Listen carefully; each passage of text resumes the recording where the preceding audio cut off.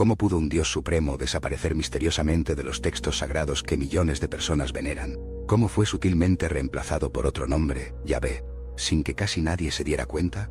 En este nuevo episodio de Orígenes Secretos, nos sumergiremos en las profundidades de la historia para desvelar cómo el reinado de un Dios supremo llegó a su fin, y cómo otro ocupó su lugar en el panteón divino. Prepárense para una revelación que sacudirá los cimientos de sus creencias.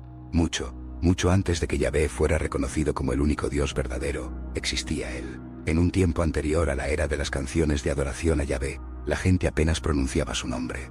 Esto se debía a que una deidad más elevada, Él, gobernaba sobre todos los demás dioses del vibrante mundo cananeo. Él no era una mera metáfora o una figura pagana sin importancia. Él era el antiguo Dios supremo de la vasta región de la cual eventualmente surgiría Israel.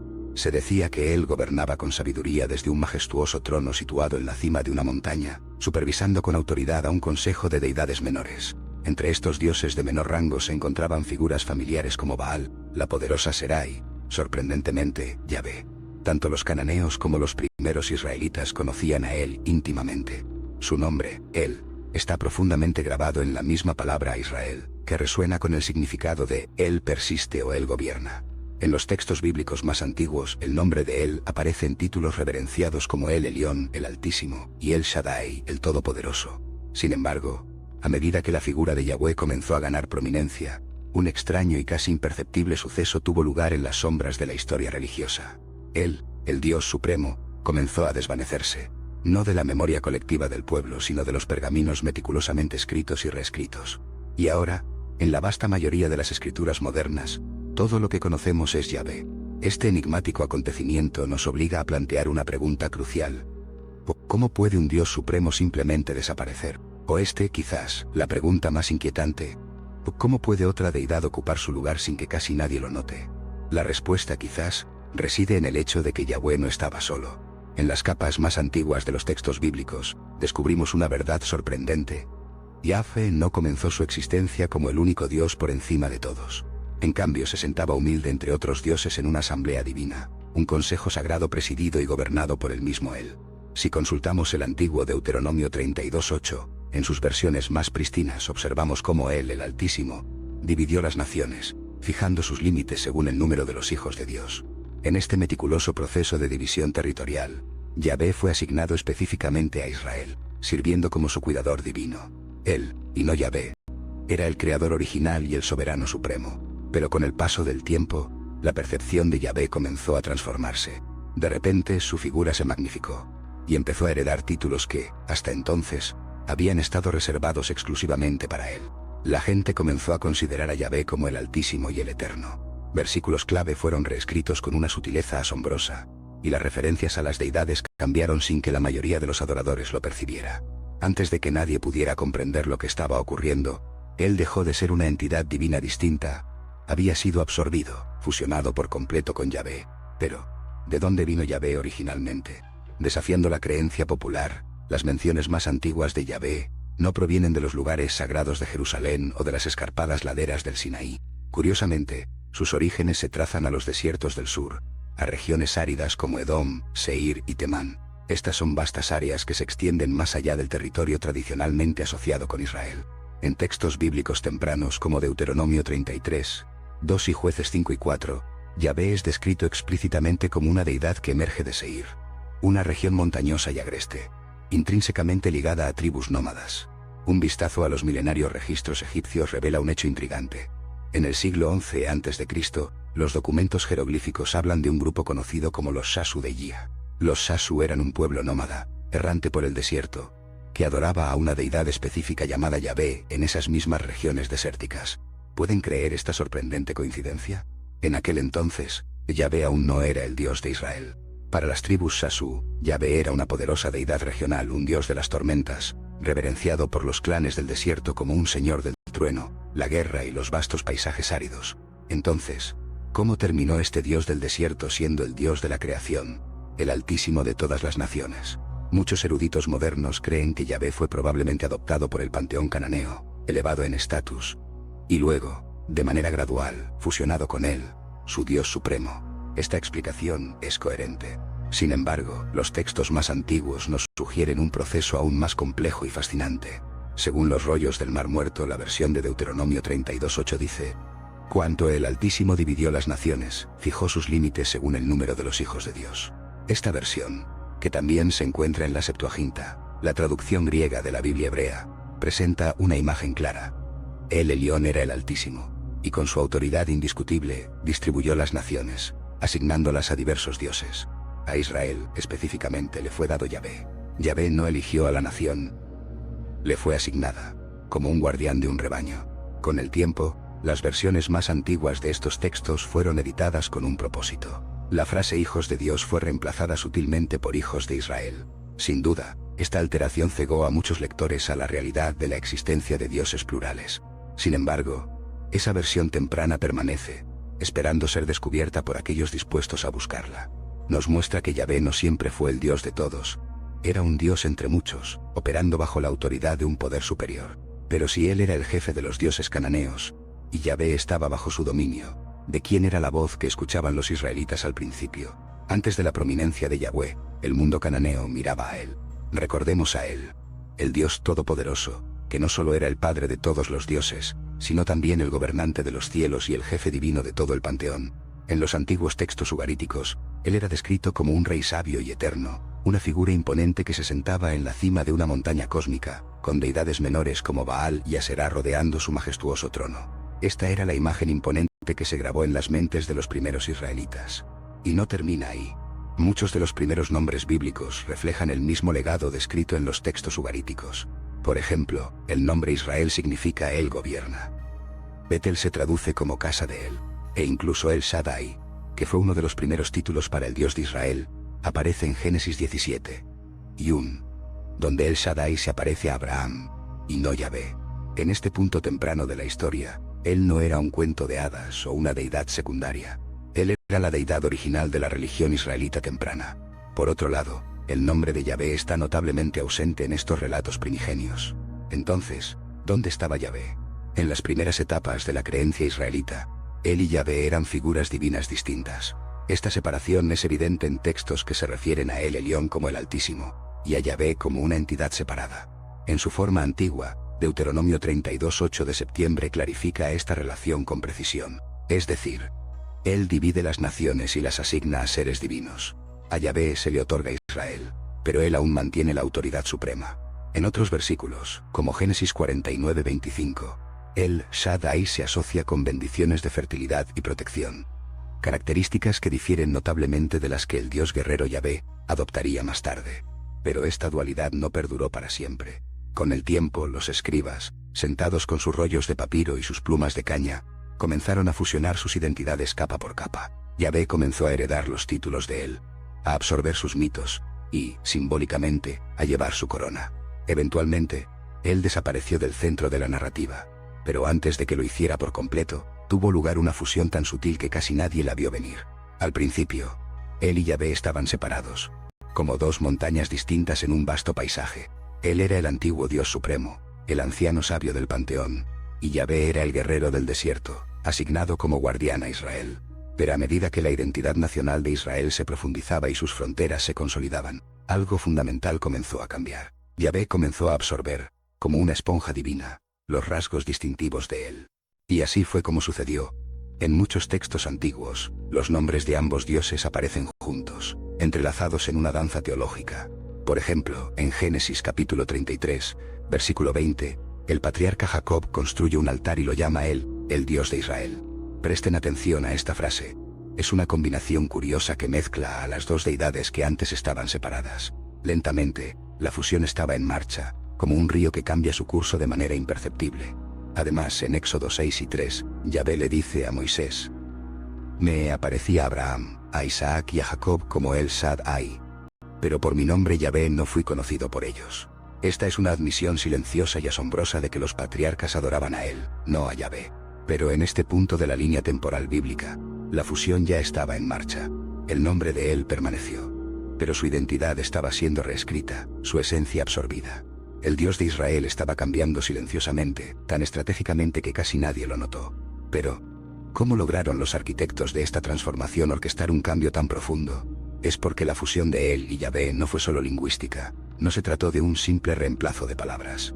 Fue una reestructuración sistemática, una operación a gran escala. Al principio, los escribas y editores comenzaron a entrelazar a Yahvé en las tradiciones más antiguas del pueblo. Historias que originalmente presentaban a él como protagonista fueron redirigidas y atribuidas con astucia a Yahvé. Títulos divinos sagrados como el Elión y el Shaddai se mantuvieron en su lugar, pero ahora señalaban hacia una deidad diferente, una entidad reimaginada. Esto no fue una evolución orgánica, fue un cambio de marca calculado, una manipulación teológica magistral.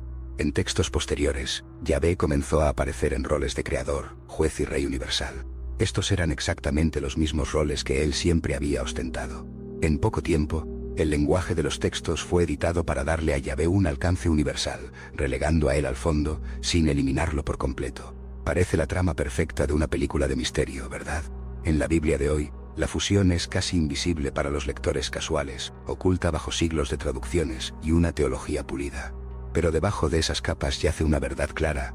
Dos dioses se convirtieron en uno. Y de este acto sutil y profundo nació un nuevo sistema de creencias: el monoteísmo. Pero antes de hablar de esta nueva religión, veamos cómo Yahvé lidió con otro contendiente formidable, Baal. En el antiguo Levante, Yahvé no era el único dios que invocaba el trueno y las tormentas. Baal, el dios de las tormentas de Canaán, ya era una figura poderosa y bien conocida. Su culto se extendía por ciudades florecientes como Ugarit y Tiro. La gente de esas ciudades costeras conocía a Baal como el dios que traía la lluvia vital a los campos, el trueno estruendoso a los cielos, y la victoria decisiva a los reyes en la batalla. Al igual que Yahvé, Baal era venerado como un jinete de nubes, un guerrero divino, y un protector del orden cósmico. Y ahí es donde comenzó el verdadero problema. A medida que la identidad de Yahvé crecía más allá de sus orígenes en el desierto, comenzó a parecerse cada vez más a Baal. Las mismas características que hacían poderoso a Baal se atribuyeron gradualmente a Yahvé. El relámpago cegador, el trueno resonante, las tormentas devastadoras, e incluso el poder de conquistar el mar caótico. En este proceso de convertirse en supremo, Yahvé no solo derrotó a Baal, lo adoptó, absorbiendo al dios y su legado milenario. Y aquí tenemos un pequeño acertijo teológico. ¿Qué haces cuando el rival de tu dios empieza a parecerse demasiado a él? La respuesta: te aseguras de que sea recordado como una amenaza, como un enemigo a vencer. Una vez que Yahvé comenzó a absorber el papel y los atributos de Baal, Baal tuvo que ser replanteado en la narrativa religiosa como un adversario. En historias vibrantes como la de Primera de Reyes 18, vemos al profeta de Yahvé, Elías, organizar un dramático enfrentamiento en la cima del Monte Carmelo. El profeta Elías se burla del silencio de Baal, mientras Yahvé hace llover fuego del cielo sobre el altar. Al final, los profetas de Baal son ejecutados sin piedad, mientras Yahvé es exaltado como el único Dios. Pero, ¿saben que esta historia era más que una simple narrativa? Sí, fue una eliminación teológica. Y no se detuvo allí. Los títulos y epítetos de Baal también fueron reutilizados y reasignados.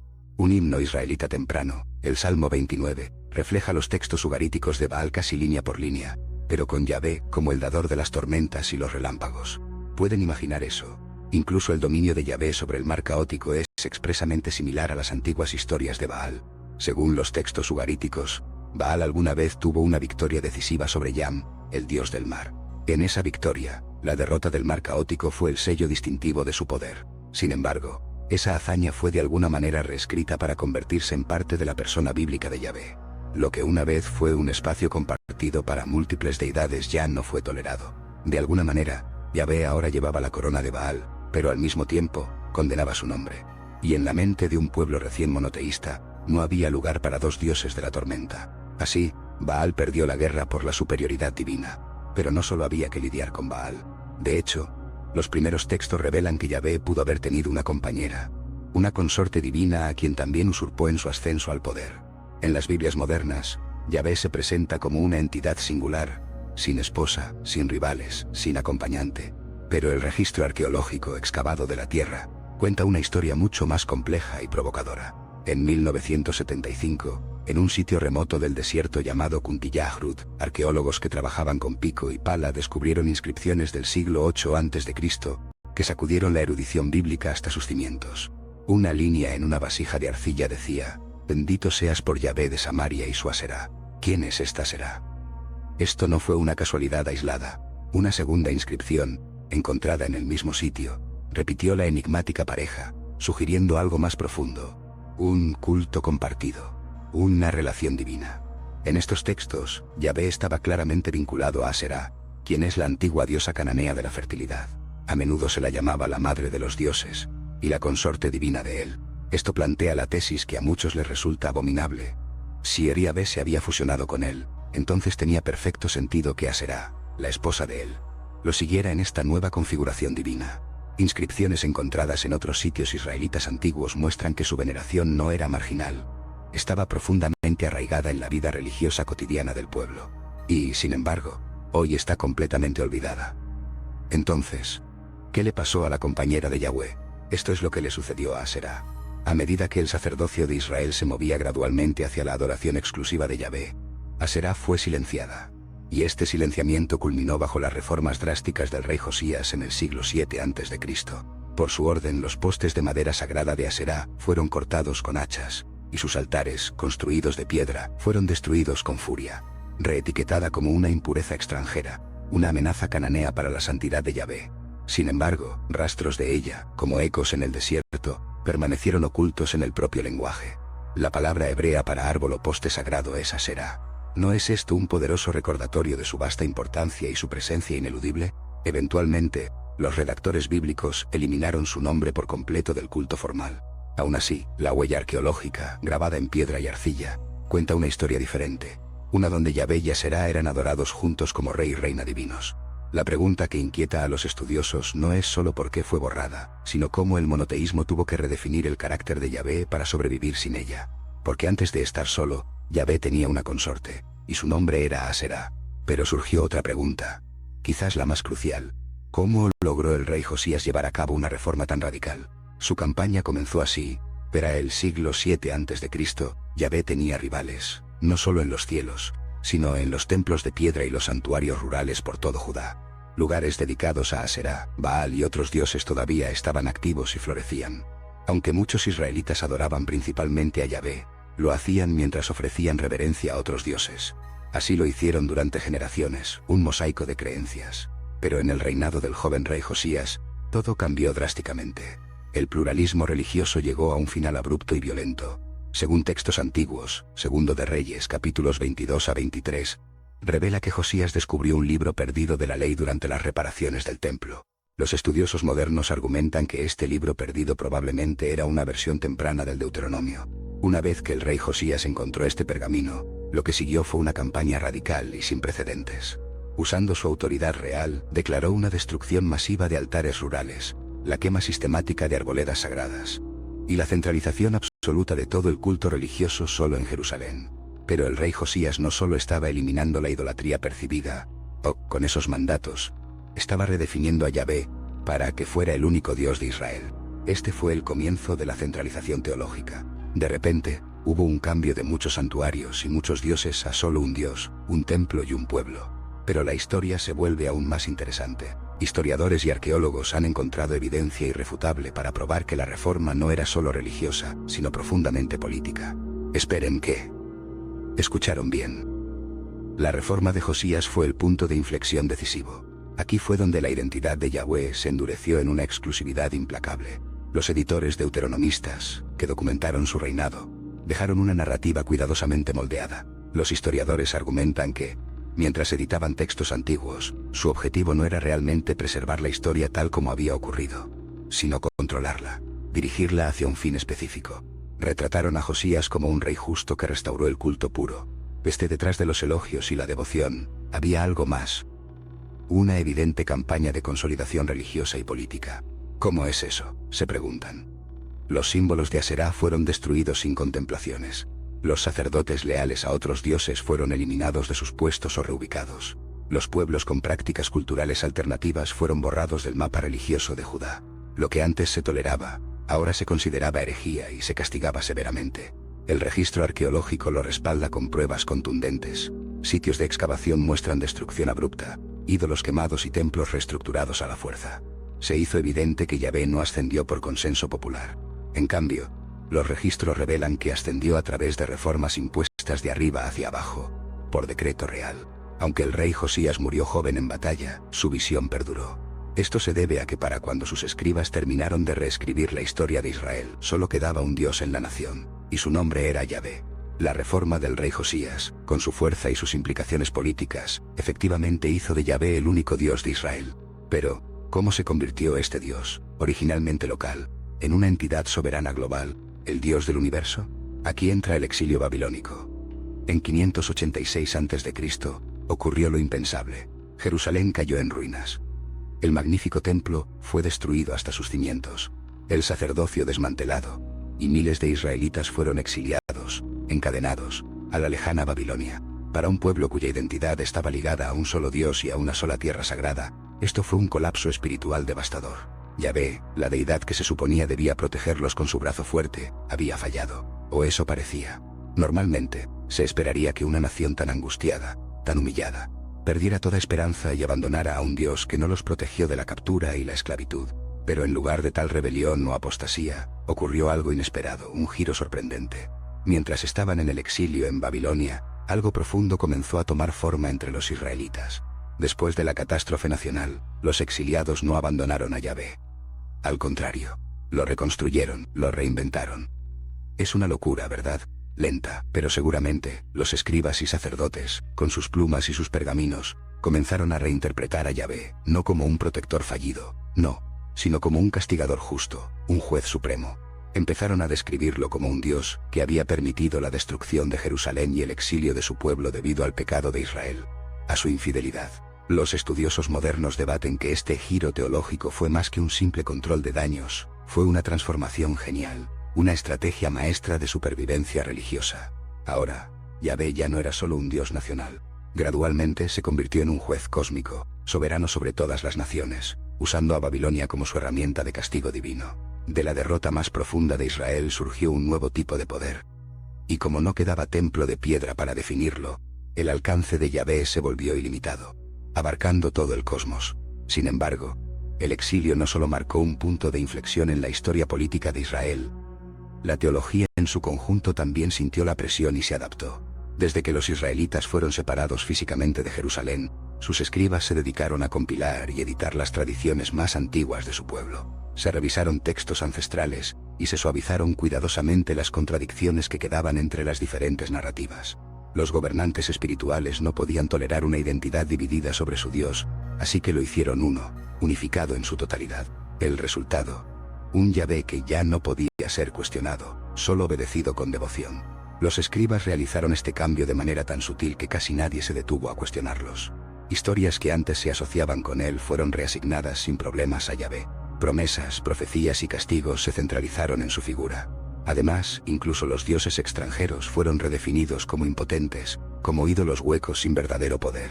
Isaías 45 declara con autoridad: Yo soy Yahvé y no hay otro. Esta es una declaración de autoridad de una manera que no deja espacio para rivales o dioses menores. En el exilio, el pueblo que una vez adoró a muchos dioses, reescribió su futuro con solo uno. El exilio babilónico no solo reformó la nación, reformó a quien veían como Dios. La pregunta es, ¿fue esto una evolución natural, impulsada por las circunstancias, o una respuesta cuidadosamente diseñada al trauma político? Como explicamos, esta transición ocurrió principalmente a través de la redacción, es decir, la cuidadosa edición y reescritura de textos anteriores, para alinearlos con la nueva teología monoteísta. Los historiadores argumentan que libros fundamentales como Génesis, Éxodo y Deuteronomio fueron reformulados con precisión quirúrgica. Pasajes que antes insinuaban la existencia de un consejo divino, con voces plurales como hagamos al hombre a nuestra imagen, fueron simplificados y reformulados para presentar un mundo con un solo Dios, Yahvé. ¿Cómo se pasa de nosotros a yo tan repentinamente en las Escrituras? Para el tiempo del segundo Isaías, la transformación estaba completa. Yahvé ahora afirmaba con una voz única: antes de mí no fue formado ningún Dios, ni lo habrá después de mí. Un Dios que una vez fue local, una deidad regional, se había convertido en el único Dios universal. Y el recuerdo de aquellos que una vez estuvieron a su lado fue eliminado silenciosamente, borrado de la narrativa oficial. Los eruditos lo etiquetan como monoteísmo en su máxima expresión, en su forma más pura y excluyente.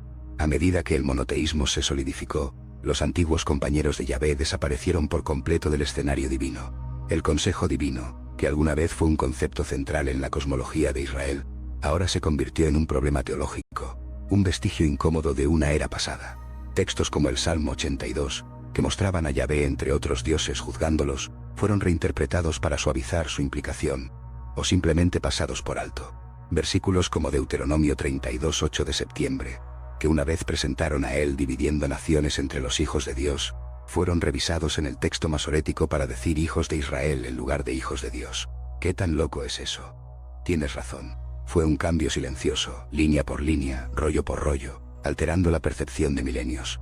Incluso los títulos majestuosos heredados de Yahvé, Altísimo, El Shaddai, Creador, fueron despojados de su contexto original, de su historia, y asignados exclusivamente a él. Los atributos de él, de Baal, y de otros dioses no fueron descartados por completo. En cambio, todos fueron atribuidos, como tesoros robados, al único Dios elegido, Yahvé. Para cuando la Biblia hebrea alcanzó su forma final, la que conocemos hoy, el monoteísmo se había solidificado como una roca inamovible. La historia había sido reescrita, y esta versión unificada y exclusiva fue transmitida a través de incontables generaciones. ¿Qué podía hacer alguien al respecto? Absolutamente nada. Pero la parte buena, la que nos trae aquí a Código Misterio, es que los textos más antiguos recuerdan todo. En las capas más profundas y prístinas de la Biblia hebrea, él era el nombre de un Dios distinto y poderoso. Él era el Altísimo, y el Shaddai, el Dios Todopoderoso. Estos eran títulos profundamente arraigados en el antiguo panteón cananeo. Su nombre perdura como un eco en lugares como Israel, Betel, y en figuras como Samuel. Estos nombres son testigos silenciosos de que hubo un tiempo en que él era supremo, el jefe de los dioses. Por otro lado, el nombre de Yahvé aparece mucho más tarde en la cronología. Y en Éxodo 6 y 3 vemos la confesión: por mi nombre Yahvé no fui conocido por ellos. Pero a medida que la teología cambió, los escribas, con una agenda clara, comenzaron a reasignar los nombres y rasgos de él a Yahvé. Lo que una vez fueron dos entidades divinas separadas, se convirtió en una.